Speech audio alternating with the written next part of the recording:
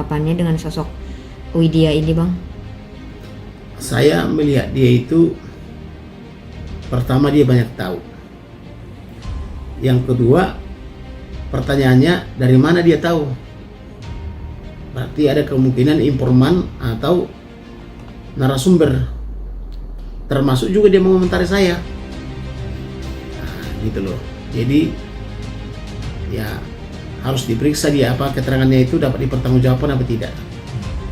Oke.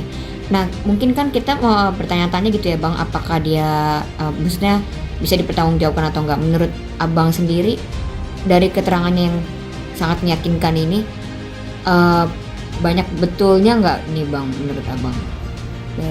Menurut radar Abang gitu. Dan kalau saya melihat dia banyak mengamati seperti Kapolri.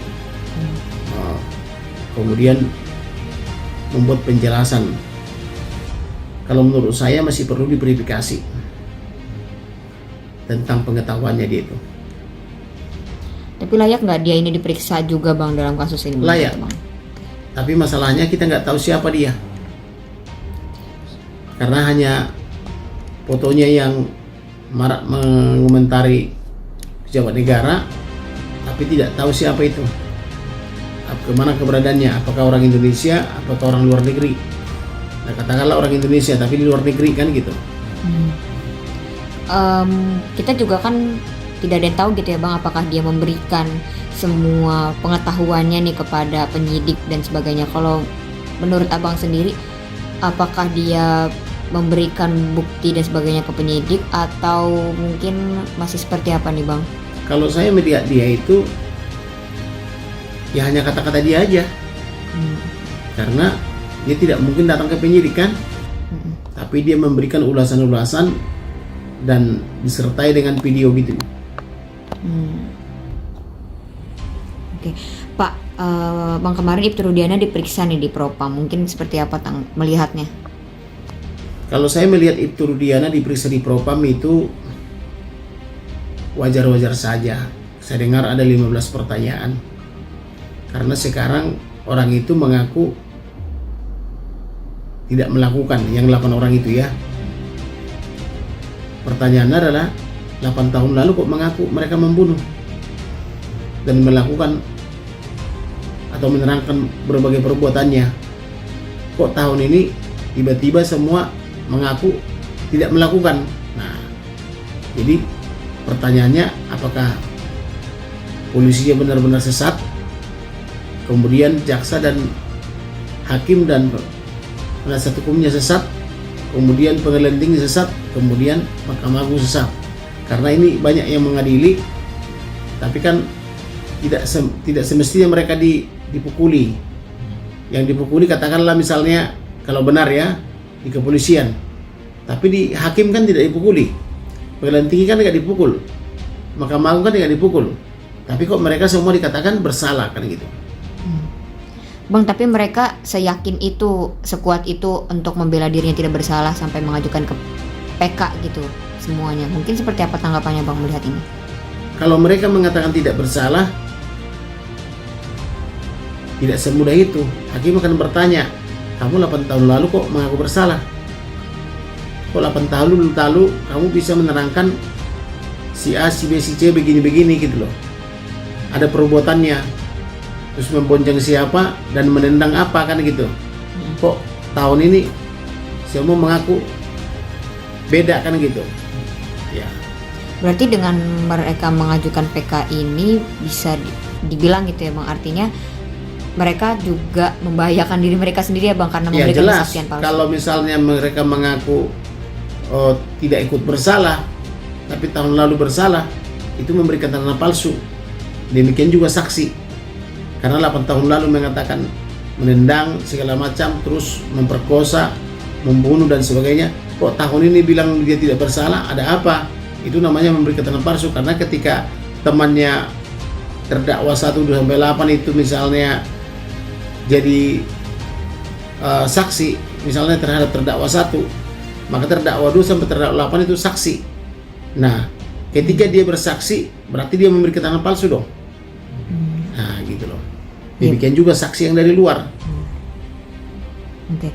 Bang, ini kan banyak yang bilang katanya kunci terbongkar kasus ini dari Pak Rudiana. Balik lagi ke Pak Rudiana ya. Cuman memang dari awal dia diam saja dan akhirnya diperiksa oleh Propam. Nah, tanggapannya Bang melihat ini seperti apa Bang pada akhirnya? Kalau Ibtu Rudiana wajar dia diam.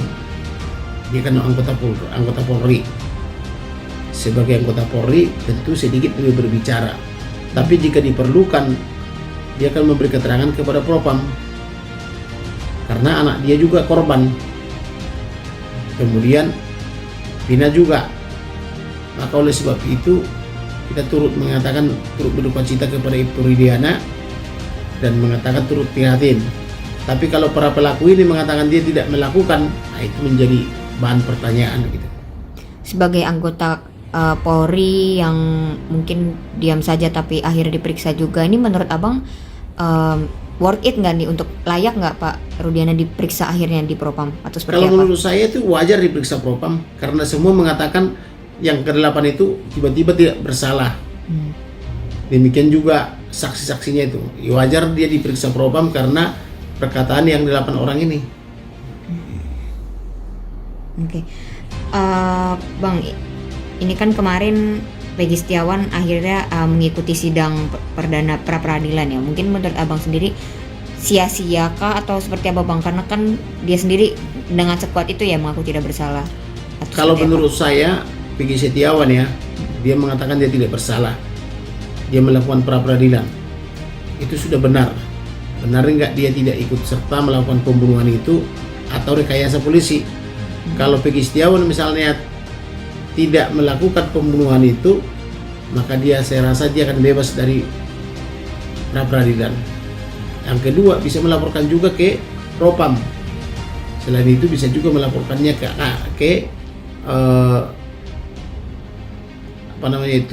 Jenderal Mabes Polri itu, bintang 1 itu, Wasidik gitu. Artinya dengan dia menjalani pra peradilan ini nggak sia-sia ya Bang? Itu akan memberikan titik terang. Iya, karena di pra peradilan itu dia akan membuka seterang-terangnya dan kemudian saksinya akan diajukan. Siapakah saksinya? Karena ada katanya saksinya yang melihat dia sore hari. Nah, apakah saksinya itu bisa melihat sampai sore hari, sampai malam hari, sampai ketemu pagi, sampai ketemu malam lagi? Ya kalau ada orang bersaksi begitu, ya menurut saya sih dia akan bebas. Oke. Nah, Bang, ini kan banyak yang mau membela terpidana ya, mengaku korban salah tangkap, bahkan sampai Pak Oto juga mau membela. Tanggapannya melihat ini seperti apa, Bang? Kalau saya melihat, kalau misalnya dikatakan mereka datang ke Bang Oto, kemudian pertanyaan saya, 8 tahun lalu kamu ngomong apa? Kalau dia misalnya 8 tahun lalu mengatakan si A, si B adalah perannya membunuh, lalu sekarang dia bilang, oh itu keterangan saya itu tidak benar, ya berarti dia memberikan keterangan palsu. Berarti mereka memberi keterangan palsu di bawah sumpah. Bisa kena 7 tahun sampai 9 tahun. Gitu. Oke. Kalau Saka Tata gimana Bang, yang mengaku salah tangkap juga, yang pada akhirnya dibebaskan? Ya seperti itu. Kalau misalnya 8 tahun lalu dibilang mereka melakukan, berarti tahun ini siap-siap mereka dilaporkan memberi keterangan palsu. Oke. Jadi untuk Saka Tata sendiri ini, berhubung dia sudah bebas gitu ya, dia tetap bisa dikenakan pasal memberi keterangan palsu nggak Bang?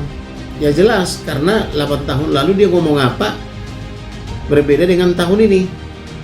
Jadi kalau 8 tahun lalu misalnya dia bilang si A begini, si B gini, si C seperti ini, mahir dia menjelaskannya.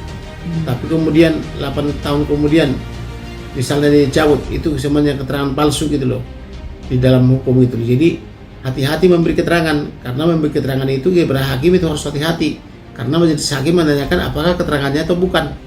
Jadi dia tulis apapun di situ, itu pasti ditanya hakim apakah keterangannya seperti itu. Kalau keterangannya berbeda di situ, pasti majelis hakim juga berhak mencabut. Jadi keterangannya adalah apa yang diucapkan di hadapan majelis hakim.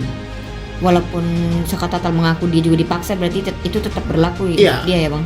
Keterangan dia yang di depan penyidik itu, katakanlah dia dipaksa, kalau benar ya, itu tidak berlaku, karena yang benar adalah apa yang diterangkan di majelis hakim. Oke, Bang, ini kan kemarin ramai juga ya Bang Hotman meminta Pak Jokowi untuk membentuk tim TPF. Seperti apa Bang melihatnya? Kalau Pak Hotman minta Jokowi untuk membentuk tim TPS itu TPS. bisa-bisa saja, karena kita lihat ya polisi ini makin lama makin nggak benar gitu.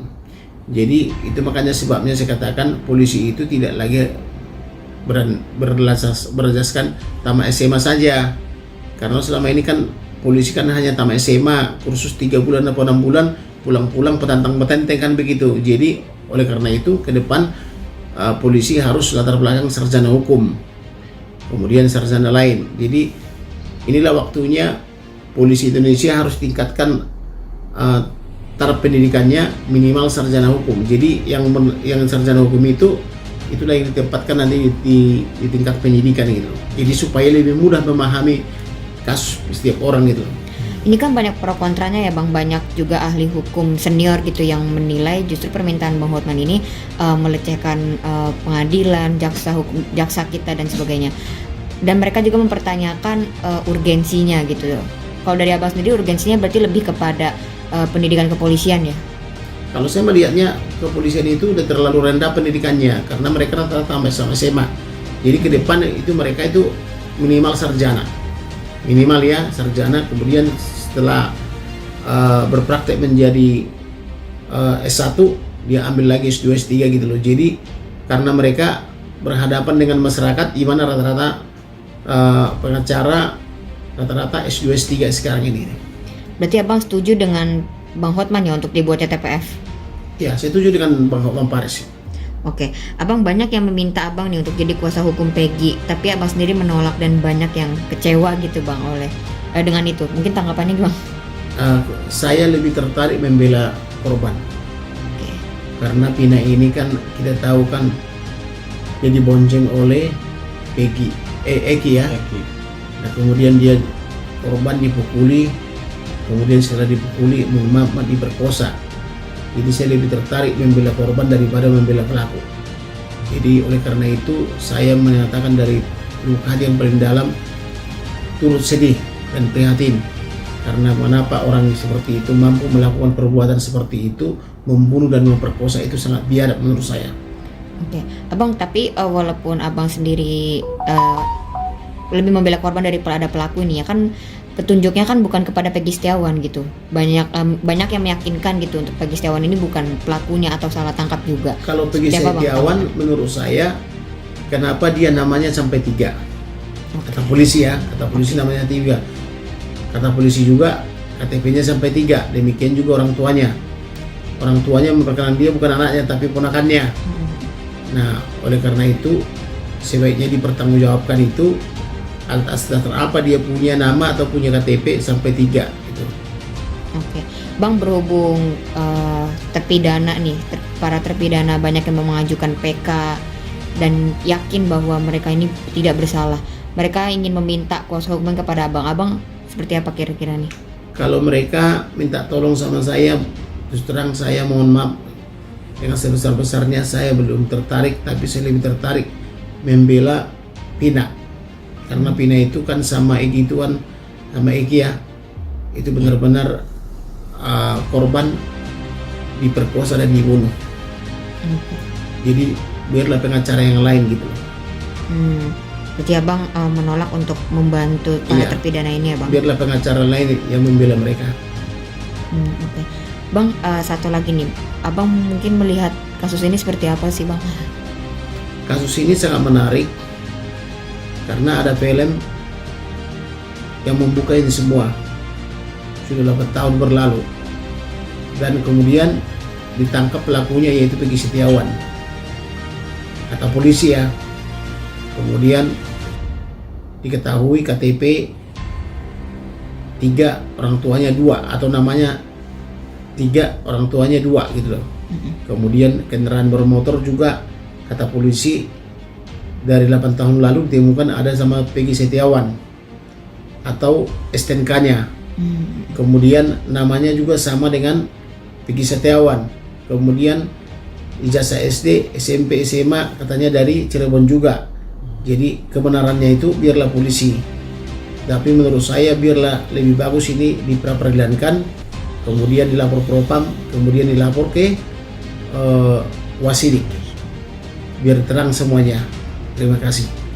Bang, izin satu lagi. Tapi abang kalau ditanya kepercayaan abang kepada kepolisian gitu untuk menangani kasus ini, seperti apa abang melihatnya? Kalau kepercayaan saya kepada polisi terus terang udah lama suram gitu dah. Karena biar bagaimanapun polisi itu kebanyakan tamat SMA, oleh karena itu tamat SMA itu sudah tidak zamannya, karena rata-rata sekarang sudah S1, S2, S3 masyarakat yang dihadapi. Maka oleh karena itu sudah waktunya bagi penyidik kepolisian minimal sarjana hukum atau sarjana ilmu lain.